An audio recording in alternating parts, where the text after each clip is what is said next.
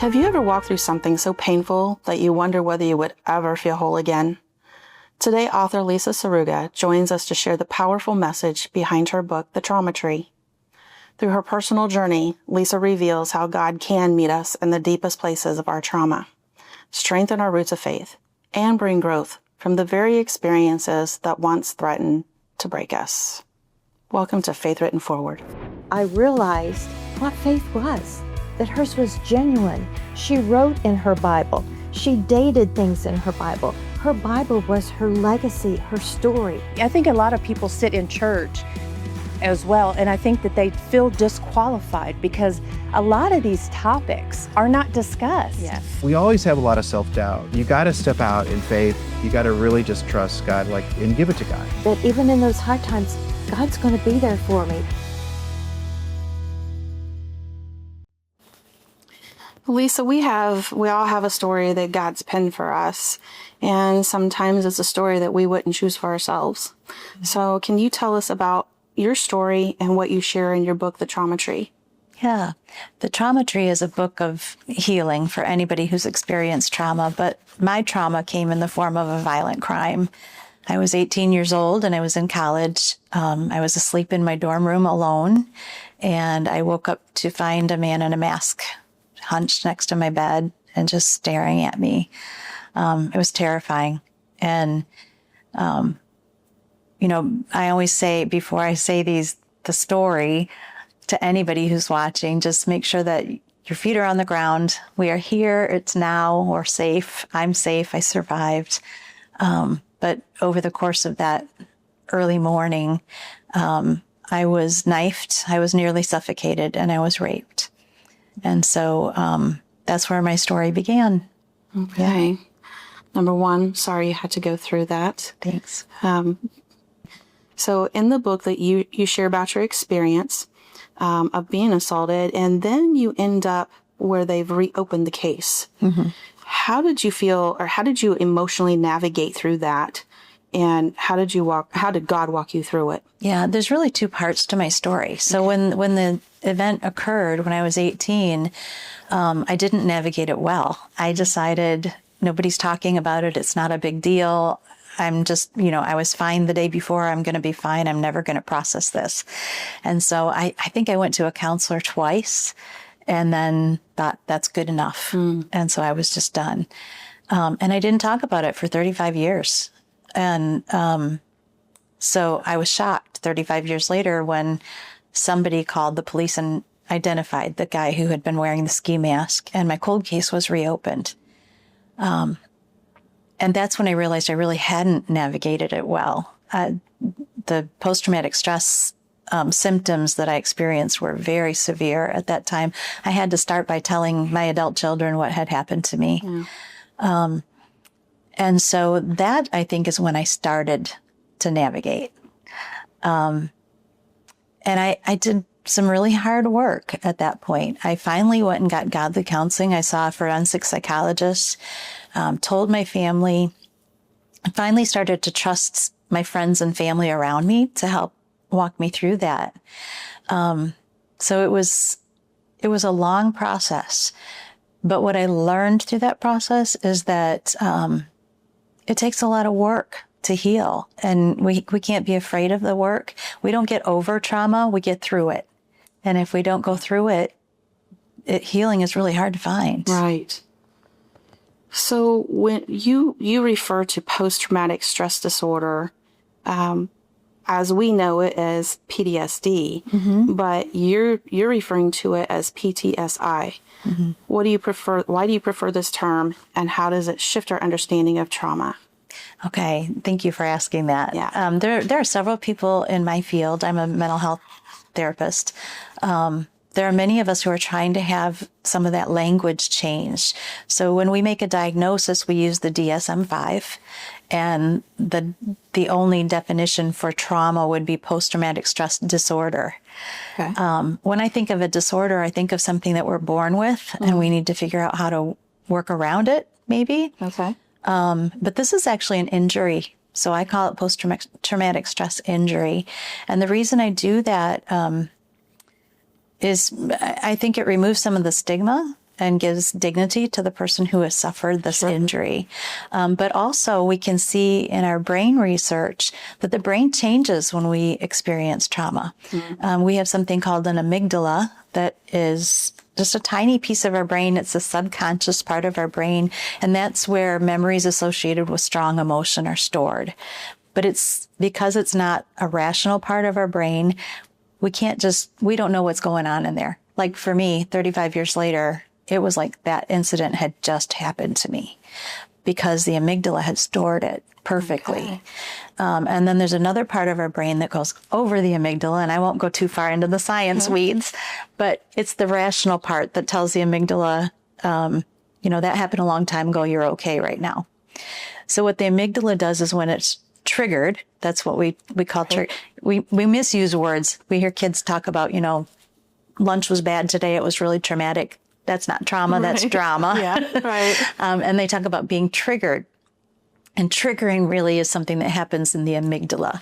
So when something reminds the amygdala of the trauma, it just releases the same receptors, so chemicals and hormones to the brain that were released at the time of the trauma. Wow. And that makes you feel all of the same feelings. You experience all of it all over again. So when we experience a big T trauma or chronic little t trauma, the amygdala, we can actually see grows and the hippocampus shrinks. Oh, really? And so what happens is when the amygdala is triggered for some large trauma, it just hijacks the brain and floods it with all these chemicals that cause those emotions and just a whole lot of bad symptoms. So we would really like to see the DSM-4 change from a disorder to an injury, because it truly is an injury. And we also see, like with in the military, if somebody has a ruptured eardrum because they've been too close to something that exploded, then they get a Purple Heart. But post-traumatic stress, because it's a disorder, they don't get a Purple Heart. Oh, really? Yeah. Wow. I know as my own experience through my childhood, I had some of my own trauma that I haven't really shared yet and will someday. But one of the things that I noticed is I could go into a store and I could hear a mother screaming at her child, and all of a sudden you've got that racing heart, and I mean you literally feeling all the fear that you felt before. Right. And I'm not really sure how I turned that around. At some point I did, but I didn't have the counseling that I should have had. And not just any counseling, because the brain is impacted, as I just said that it was. EMDR therapy is kind of the gold standard for treating trauma because it helps to calm the amygdala. Where we do talk therapy, that's a whole different part of our brain. Really? Okay. And it doesn't heal that injury. Okay. So. Okay. Thanks for sharing that. Yeah. So you had a very dramatic experience with a pear tree. Tell us about that and what difference is between tap roots and deep roots, and how do they relate to healing? Yeah. So my book, The Trauma Tree, is based on the story of a little pear tree, ornamental pear tree that we had. And the reason I kept that message thread throughout the book is because it softens trauma. So if somebody has just experienced trauma, this book is meant to be a soft approach to healing. Okay. And so that tree is the thing that experiences trauma. So I had a little pear tree, and my husband and I had just gotten married. We got this tree for our wedding gift, and I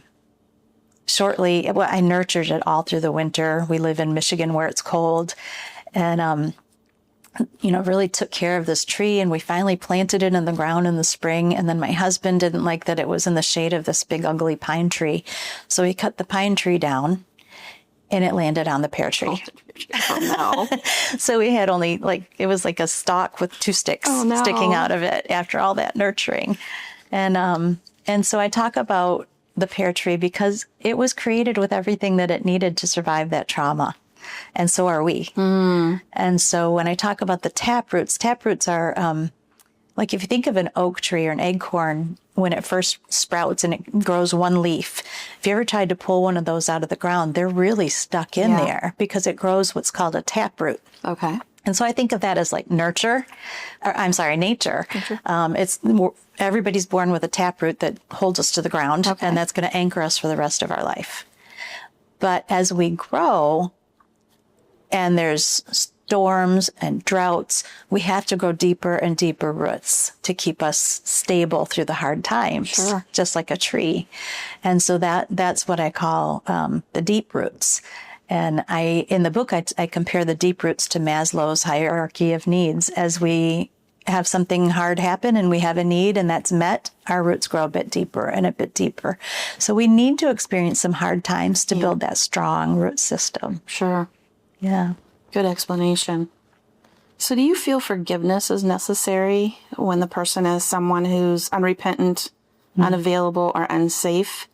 And what does forgiveness look like in those situations? Yeah, that's a good question. I think, first of all, forgiveness is not one and done. I can say today that I have forgiven the person who did this to me. And I'm hoping I'll be able to say that again tomorrow and again the next day. But it's when you've experienced trauma, there's going to be difficulty in forgiving. And especially if it's somebody that you knew who hurt you, right? Then you still have to be around that person, maybe at family reunions or you see them around town. So I think it's important to make a distinction between forgiveness and reconciliation. Okay. So when we forgive, we're letting go of our emotions tied to what happened to us. We're saying, I'm going to give this to God, and I'm not going to carry this with me for the rest of my life. But if somebody's still around and unrepentant and dangerous, we also have to keep boundaries. Yes. In my case, I never knew the guy who attacked me. So when we talk about reconciliation, there was nothing to reconcile. We had never had a relationship before. And, God doesn't expect us to forgive and forget and be dangerous in dangerous situations. We forgive so that we can heal, and then we use caution as necessary. Exactly. Yeah. Exactly. I know you talked a little bit about this already, but maybe you could break it down for us a little more. But because you described trauma as twofold, the big T and the little t. Mm-hmm. So what does that mean and what are the differences? Yeah, that's something that we also say a lot in our profession. Big T trauma is the life-threatening, life-altering things that we sometimes deal with. Not everybody ever experiences a big T trauma. Right. But those would be things like a violent crime, being in a severe accident that maybe changes our abilities, witnessing an accident that's pretty horrific, maybe a natural disaster. Those are big T traumas that really shake us to our core.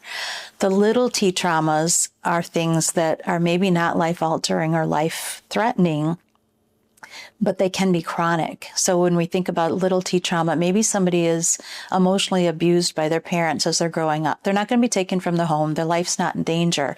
But those chronic little T traumas impact the brain the same way one big T trauma does.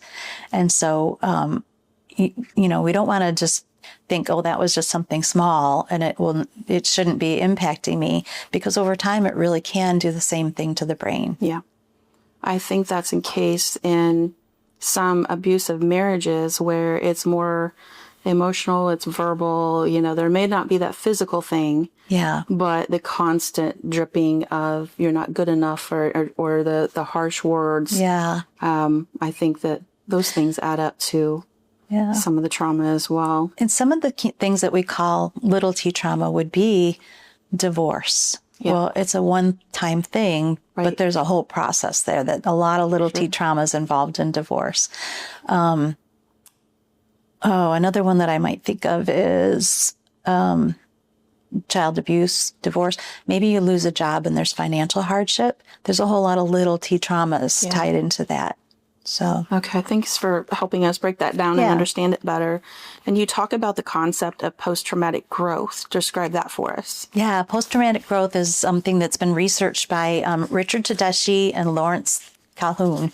Actually did a big study on growth. Oftentimes we hear whatever doesn't kill us makes us stronger, and that's not true. I don't like that saying, because when we look at people who have experienced big T trauma, about 60% of them do grow in some way. They grow their roots deeper, but 40% don't. And then it's just it's the opposite of growth. It's destructive to Yeah. us as a person. So they identified 5 areas of growth, or 5 things that show growth Okay. or cause growth after a trauma. One is a greater appreciation for life. And then we just become more grateful for the things that we do have, right? They can measure relationships. When relationships become more valuable to us, then using the tree analogy, we either grow stronger in those relationships that are healthy, or we prune out those relationships There you go. that maybe are not healthy. And we tend to become more adept at that if we are growing after trauma. New possibilities, we have less fear of failure and able to take more risks to achieve our dreams because we've just survived something we didn't think we could survive. There you go. Yeah. Personal strength, and that's where I say the roots grow even deeper, right? We withstood a storm and we had to grow deeper roots to get through that. And so now we just come out stronger on the other side. And then the last one is what I love, because in this study, they were able to have science point to God. Really? Yes. And so it was spiritual growth. They found that people who prayed and relied on a God came out stronger in the end. Wow. So, That's impressive. yeah. All right. So throughout your book, you highlight Psalms 27:13. Mm-hmm. I remain confident of this. I will see this goodness of the Lord in the land of the living. Yeah. Why is this verse significant, and what does this verse mean to you? Yeah. You know, when my cold case was reopened, that was when I really experienced post-traumatic stress injury and symptoms. And so I decided to run away one day. And my husband was saying, great, where do we want to go? And I said, no, I just don't know where I want to go. I just want to be alone. So my husband packed my bags and put them in the car and said, you don't have to tell me where you're going. Just let me know you're safe when you get there. And so what I did, I ended up returning to the scene of the crime. And I brought with me, I'm kind of a creative thinker.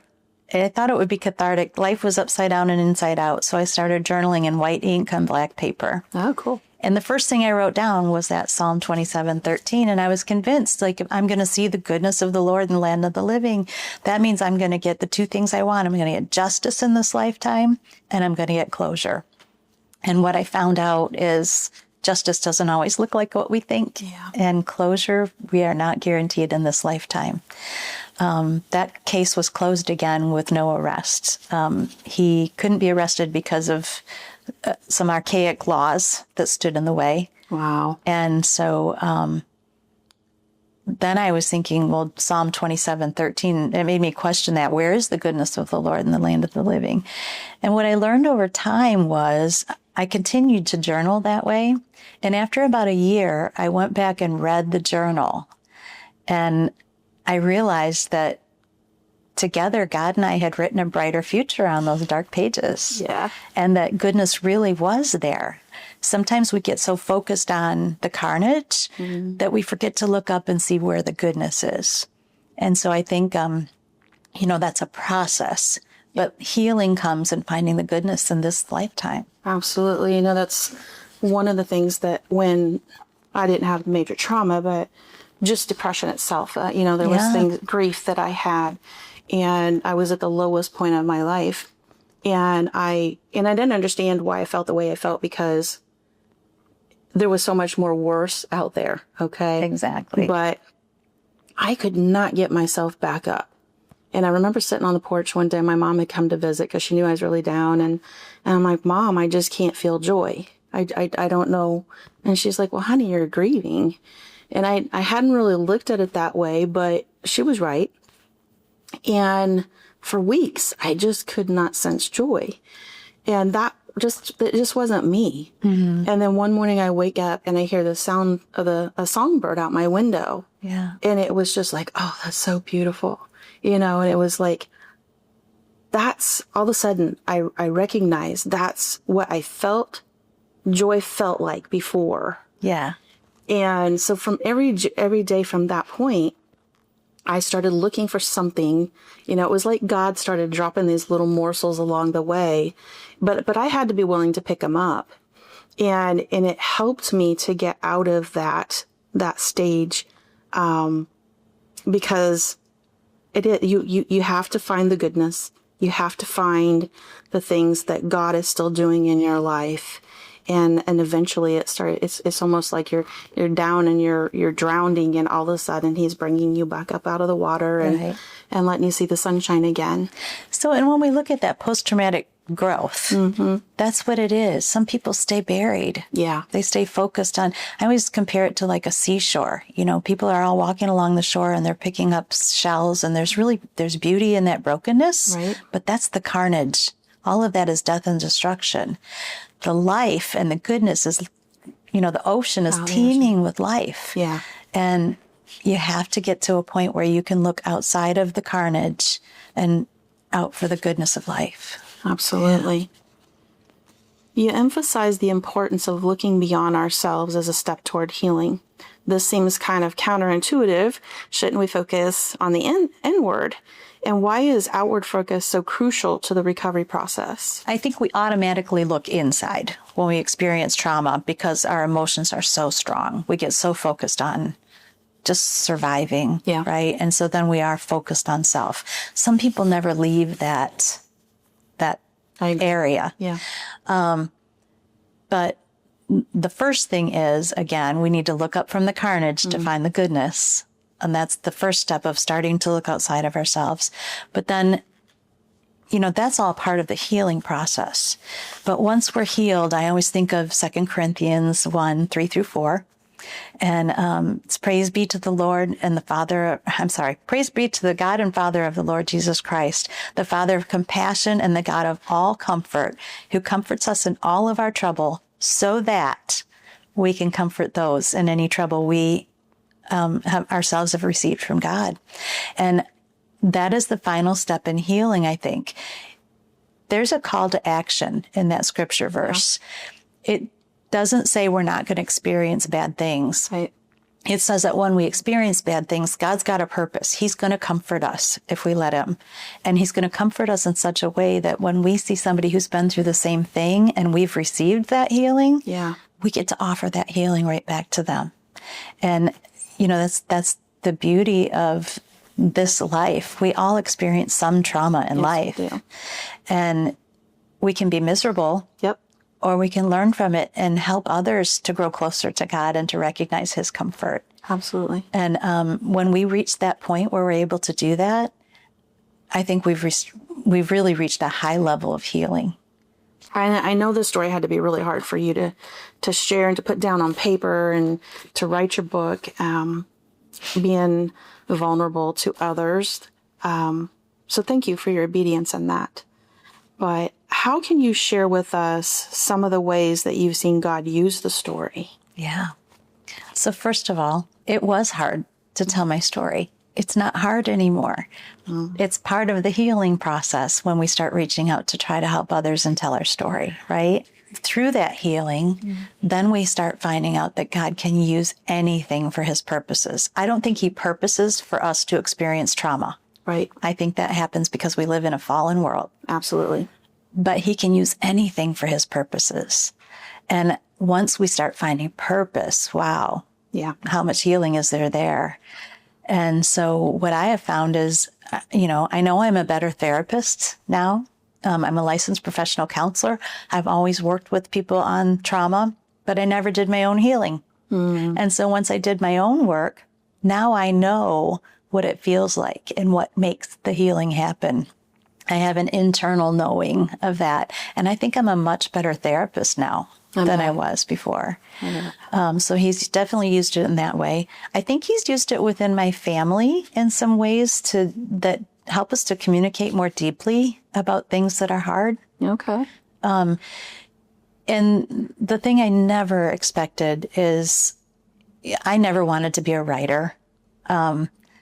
But I had many, many people ask me to write a book because my story highlights some flaws in our legislation that right now only 2.5% of rapists go to jail. That's crazy. So many people don't get justice. I was very hesitant, but I was obedient. I wrote that book. I haven't published that book yet. Okay. But I think it might be coming soon. Good. And through that writing process, he introduced me to people I never would have thought of, legislators, people involved in the Larry Nassar case, just wow. many, many people. And doors opened until I was invited to Lansing and to Washington, D.C. to start writing legislation. Wow. And so now I go and I advocate for legislation that will keep survivors, victims safe, and hopefully we'll be able to open some doors to put some bad people behind bars so that we're safer. Yeah. It's amazing how God can take a story, our stories, and the things that we go through and then turn them around and do just absolutely amazing things with them. Yeah. And it's incredible how he equips us when we don't even know it. Yeah. I mean, I was a music major in college. I changed my major after the attack to political science because I was going to be an attorney to prosecute guys with masks on. Right. And then learned that rapists weren't going to jail. And I thought, well, people must need counseling then. So I became a counselor. And by the time my cold case reopened, I had some knowledge on how to get help, on how to help others. But I also had some knowledge on how to impact legislation. Right. Never would I thought political science would apply at all. Yeah. But he was equipping during that 35 years of silence in ways that I never would have guessed. I love those stories. I love how just looking back, the things that he does through people's lives when they let him. Yeah. Well, thank you so much, Lisa, for coming on this show. And thank you for having me. Thank you so much for obediently writing this book because it's going to help so many people. And so do you mind praying for the viewers? No, that would be wonderful. Lord Jesus, I thank you for life itself, and for the goodness that you have put all around us. And I want to pray for every person that's listening to this, that we all find strength in you. You are the Father of all comfort. You are the God of compassion. You take care of us. You love us. You don't ever forget us. I know in my case that for 35 years, you knew exactly where the perpetrator was. You knew exactly what equipping I needed. You knew exactly the call that you had on my life. And you know that for every single one of us. And so I just ask that you would touch hearts. Let people know that they're not alone. You do not forget them. You love them, and you're walking through their challenges with them. We don't get over our hard times. We get through them, but we don't have to get through them alone. We can always count on you, Lord. And I just thank you for your faithfulness. Thank you for your goodness. Thank you for your ultimate love. And I just pray a blessing on every ear that hears this message today. Amen. Amen. Thank you so much. Thank you. Trauma may shape your story, but it doesn't have to define your future. In the Trauma Tree, licensed therapist and survivor Lisa Saruga offers biblical hope and practical tools to help you move beyond survival and grow towards wholeness, joy, and peace through God's restoring grace. Get your copy today on faithwrittenforward.tv. Every Christian book begins with a calling, a message God placed on someone's heart. At the International Christian Book Awards, we honor and elevate Christian authors who are using story, testimony, and truth to impact lives. Whether your book is already published, still being written, or only beginning as a dream, you're invited to the Author Elevate Conference and Gala September 12th. Submit your book for award consideration, connect with other faith-filled writers, and be encouraged to carry your message forward. Visit internationalchristianbookawards.com. You may be carrying wounds that others cannot see, questioning whether healing is truly possible, or whether your past will always define you. Lisa's story reminds us that God is still working beneath the surface. He can deepen our roots, guide us through forgiveness, and transform trauma into growth, purpose, and hope. Your pain may be part of your story, but it does not have to determine how your story ends. Until next time, keep writing faith forward. Thank you for watching Faith Written Forward, where we carry God's message through story. This program is possible through viewers like you and our faithful partners. Your support helps us to share the stories of Christian authors and the messages of hope and encouragement to expand our reach to lives across the world. Become a partner or sponsor today at faithwrittenforward.tv. We thank you. Until next time, keep moving forward in faith.